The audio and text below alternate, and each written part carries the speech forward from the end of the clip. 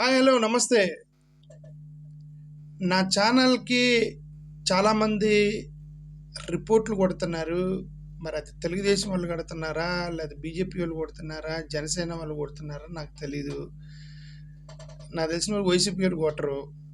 Okay అని నేను అనుకుంటున్నా. ఆ, మరి ఎందుకు కొడుతున్నారో తెలీదు. నేను గతంలో చెప్పాను, నేనేంటంటే నేను వేరే వేరే పని కూడా చేస్తాను. ఇప్పుడు ఓన్లీ యూట్యూబ్లో వీడియోలు పెట్టడం ఒకటే కాదు కదా. ఇంట్లో ఫ్యామిలీ పిల్లలు ఉంటారు కదా, వాళ్ళకి మరి ఫీజులు కట్టుకోవాలి, చాలా కష్టాలు ఉంటాయి. కాబట్టి మన ఆన్లైన్లో క్లాసులు అవన్నీ చెప్పుకుంటూ ఉండాలి కదా మేము. అందుకని రెగ్యులర్గా రిపోర్టర్ లాగా ప్రతి ఒక్కటి నేను రిపోర్ట్ చేయలేను. కాబట్టి నేనేం చేస్తానంటే, చంద్రబాబు నాయుడు గారు, లోకేష్ గారు, పవన్ కళ్యాణ్ గారు, జగన్ గారు గవర్నమెంట్ పాలసీలు మాత్రమే నేను మాట్లాడుతున్నా. ఎందుకంటే వీటి గురించి స్టడీ చేయటం ఈజీ, ఆన్లైన్లో ఉంటాను కాబట్టి. ప్రతి ఒక్కటి I cannot get it and be reporter.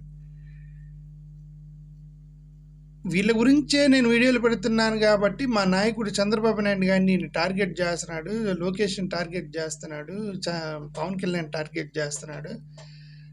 Jaganmohan రెడ్డిని నేను టార్గెట్ చేయను ఆఫ్ కోర్స్, ఎందుకంటే నేను అపోజిషన్ నుంచి మాట్లాడుతున్నాను కాబట్టి. So Jagan will not be targeted, he will be praised and promoted Jagan. Okay, కాబట్టి వైసీపీ వాళ్ళకి ప్రాబ్లం ఉండదు అని మీరు అనుకుని వీళ్ళు నాకు రిపోర్ట్లు కొడుతున్నారని నాకు అర్థమైంది. ఒక వీడియో అప్లోడ్ చేసిన తర్వాత చెక్స్ అని మినిమం 40-45 minutes పడుతుంది. When I ask YouTubers, they said it is an indication that your channel is under scrutiny due to a large number of reports. అది అందుకు ఇప్పుడు వ్యూస్ మొత్తం పడిపోయినాయి, ఛానల్ డౌన్ చేశారు, అనుకున్నట్టే డౌన్ చేశారు. సరే, ఇట్స్ ఓకే. నేను మిమ్మల్ని విమర్శిస్తున్నప్పుడు మీరు నా ఛానల్ డౌన్ చేయాలనుకోవడం తప్పలేదు. మీరు చేయాల్సి మీరు చేయండి, నేను చేయాల్సి నేను చేస్తాను. Okay, let us leave it to the destiny. Coming to the other point, Chandrababu Naidu గారు విజయవాడకి సంబంధించి ఎస్టిమేషన్ ఒకటి పంపించారు. విజయవాడ వరదలు వచ్చిన తర్వాత చాలా మందికి నష్టం వచ్చింది, డిజాస్టర్ మేనేజ్మెంట్ నుంచి మాకు కొంత అమౌంట్ ఇవ్వండి అని చెప్పి చంద్రబాబు నాయుడు గారు కేంద్ర ప్రభుత్వానికి డబ్బులు ఇవ్వండి అని చెప్పేసి పంపించారు. ఆయన పంపించినప్పుడు 46 మంది చనిపోయారు. ఎంత? 46 మంది చనిపోయారు. 6.44 లక్షల మంది ఎఫెక్ట్ అయ్యారు. దానివల్ల 2.15 lakh hectares పంట భూమి డ్యామేజ్ అయిపోయింది. 2.7 lakh రైతులు ఎఫెక్ట్ అయ్యారు. 19,735 హెక్టార్లు మొత్తం హార్టికల్చర్ క్రాప్ డ్యామేజ్ అయిపోయింది. టోటల్గా 6,000 ఎంతో పంపించారండి. 6,000 అనుకుంటా, చెప్తా ఉండండి ఎంత పంపించారు.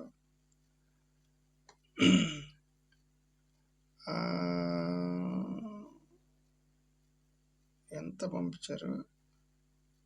6,880 కోట్లు. 6,880 కోట్ల రూపాయలు మాకు మీరు ఇవ్వండి అని డిజాస్టర్ మేనేజ్మెంట్కి చంద్రబాబు నాయుడు గారు ఒక నోట్ పంపించారు. దీనికి 6,880 కోట్ల రూపాయలు అడిగితే వాళ్ళు ఇచ్చిన అమౌంట్ ఎంతంటే 608 కోట్ల రూపాయలు. 608 కోట్ల రూపాయలు. ఈవెన్ 10% కాదు, ఈవెన్ 10% ఇచ్చిన 688 కోట్లు రావాలి. ఇది లెస్ దాన్ 10%. నాకు 100 రూపాయలు నష్టం వచ్చింది సార్, సహాయం చేయండి అని కేంద్ర ప్రభుత్వాన్ని రాష్ట్ర ప్రభుత్వం అడిగితే 100 రూపాయలు కనీసం 10 రూపాయలని ఇవ్వాలిగా. 10 రూపాయలు కూడా తీసుకురాలే. 608 కోట్ల రూపాయలు శాంక్షన్ చేశారు. శాంక్షన్ చేస్తే వీళ్ళు ట్విట్టర్లోకి వెళ్ళి on behalf of the people of Andhra Pradesh ప్రజల తరపున I express heartfelt gratitude to the Honorable Prime Minister Shri Narendra Modi ji, Honorable Union Minister Shri Amit Shah for sanctioning 608 crores to our state out of 1554 crore allocated to all states under disaster.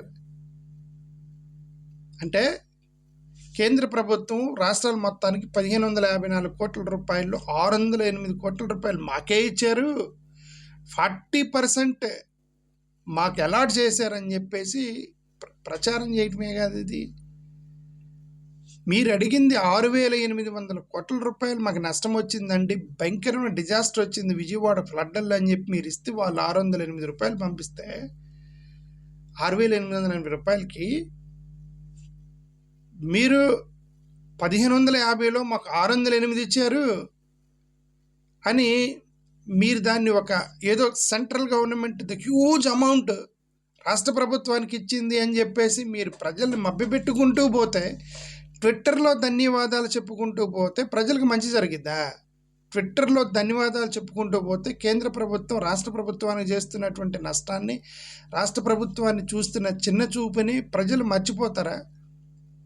ట్విట్టర్లో thanks అని మీరు చెప్పుకుంటూ ట్విట్టర్లో మీరు promote చేస్తే కేంద్ర ప్రభుత్వం చిన్న చూపు చూస్తుంది ఆంధ్రప్రదేశ్ ప్రభుత్వాన్ని, దాన్ని అంత ఈజీగా మర్చిపోతారని మీరు అనుకోవటం కళ. అది